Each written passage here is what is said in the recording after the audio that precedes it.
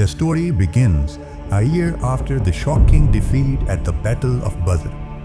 The Muslims, against all odds, had won a stunning victory. The powerful Quraysh tribe was humiliated. 70 of their noblest men had been killed, many from the elite.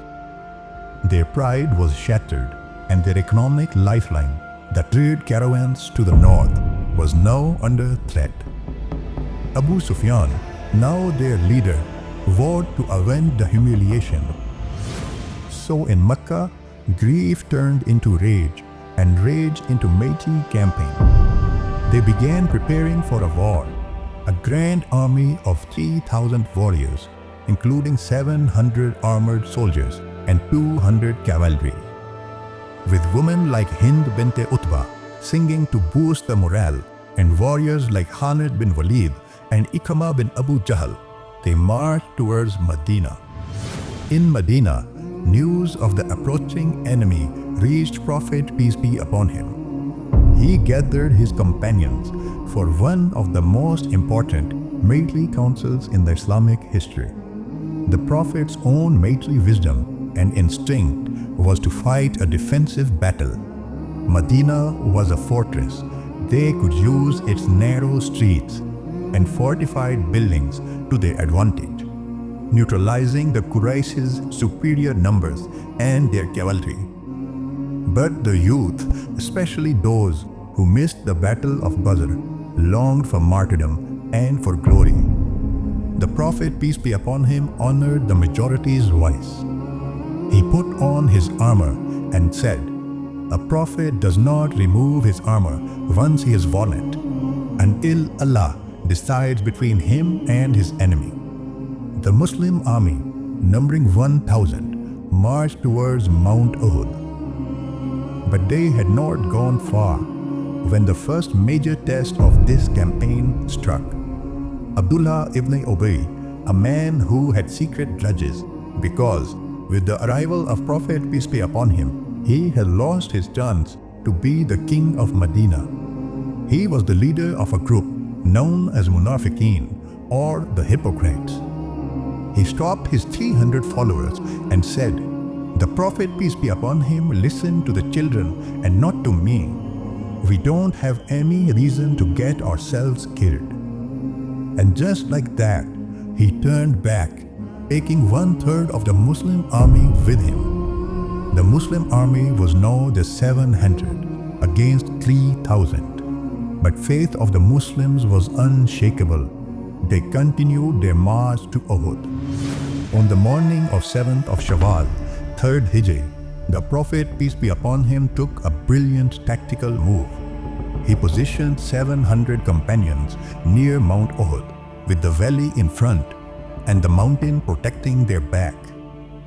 He appointed 50 archers under Abdullah bin Jubair to guard a narrow mountain pass, and he warned, "Do not leave your position even if you see birds eating our flesh." This order would become the turning point of the battle. On the plains of Uhud, the two armies faced each other. The Prophet peace be upon him held up his sword and called out, "Who will take this sword and fulfill its rights?" A man named Abu Dujanah took the sword. He then pulled out a red cloth and tied it around his head. He was ready to fight till his death. The battle began with fierce duels. Ali, Hamza, Abu Dujanah, and other valiant companions fought with unmatched courage, like the lions of Allah. The Muslim army, though outnumbered, fought with a supernatural ferocity and quickly gained the upper hand. The mighty Quraysh army, the army that came for revenge, broke and began to flee, leaving behind their camp, their weapons, and a vast amount of spoils. But remember, victory in war hinges on discipline, and on that day, discipline was about to be tested. Seeing the enemy flee, many of the Muslim archers thought the battle was over. Over 40 archers left their post. rushing to collect the spoils of war. And a brilliant enemy commander, Khalid bin Walid, not yet a Muslim and an expert military mind, observed the unguarded mountain path. With brilliant military instincts, he led his cavalry around the mountain and attacked from behind. The tables turned instantly. The victors became the victims. The fleeing Quraysh infantry saw what was happening, turned back and rejoined the fight. Chaos erupted. Ranks were broken.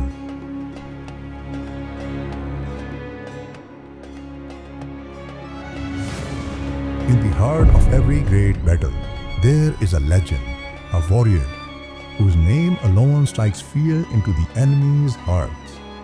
In the Battle of Uhud, that legend was Hamza ibn Abdul-Muttalib, the uncle of the Prophet, peace be upon him, the lion of Allah.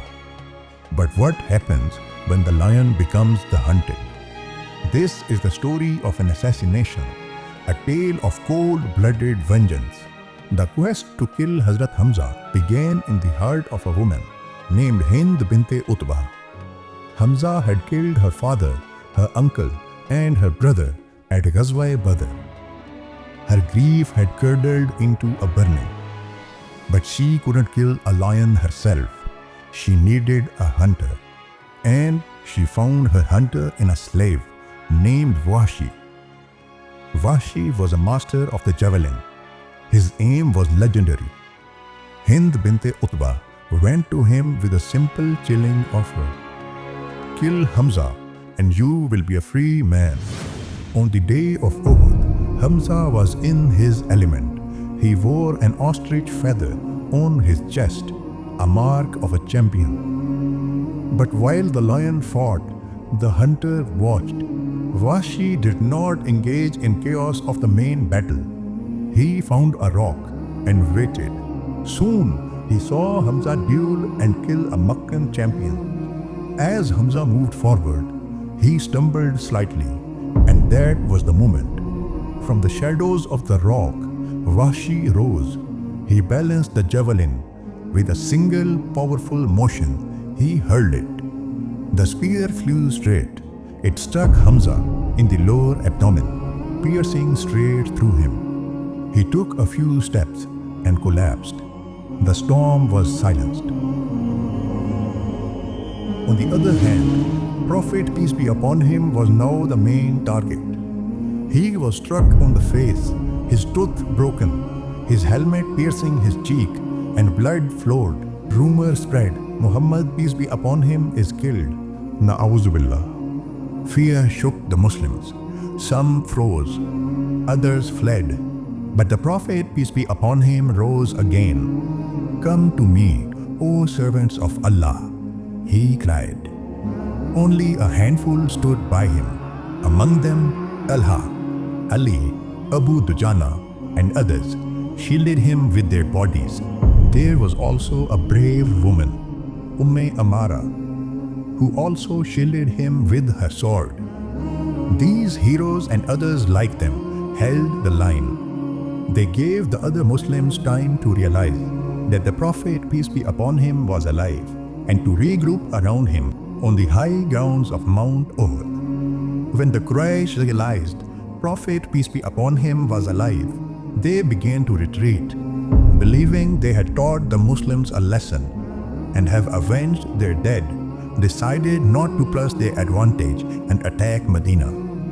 But this is where the story takes another turn. The very next day, the Prophet, peace be upon him, ordered a pursuit of the Meccan army. The wounded, exhausted, and grieving army marched out again. This was a brilliant psychological move. It showed the Quraysh that the Muslims were not broken, that their spirit was still intact. The news reached the Meccan camp, and it worked. Fearing a trap, they quickened their pace and returned to Mecca. The threat to Medina was over. But the saddest part of the battle is that before the Meccans left the battlefield, Hind bint Utbah found the body of the man who had killed her family. She desecrated his body, took out his liver, and tried to chew it. This was a dark ritual of vengeance. In that moment of immense loss, Allah bestowed upon Hamza the greatest of honors. The Prophet, peace be upon him, declared him Sayyid al-Shuhada, the chief, the master of all martyrs.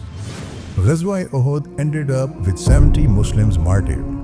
It was a test from Allah to sift the true believers from the hypocrites, to teach the Muslims that victory doesn't come from numbers or strength, but from Allah alone. And it taught them a painful but unforgettable lesson of discipline. Ghazwa Uhud is not just a topic of history. It is a mirror showing us that obedience to the Prophet, peace be upon him, is the key to triumph and unity is our shield. But Allah's mercy remains. Even in loss, there is wisdom. Even in pain, there is guidance.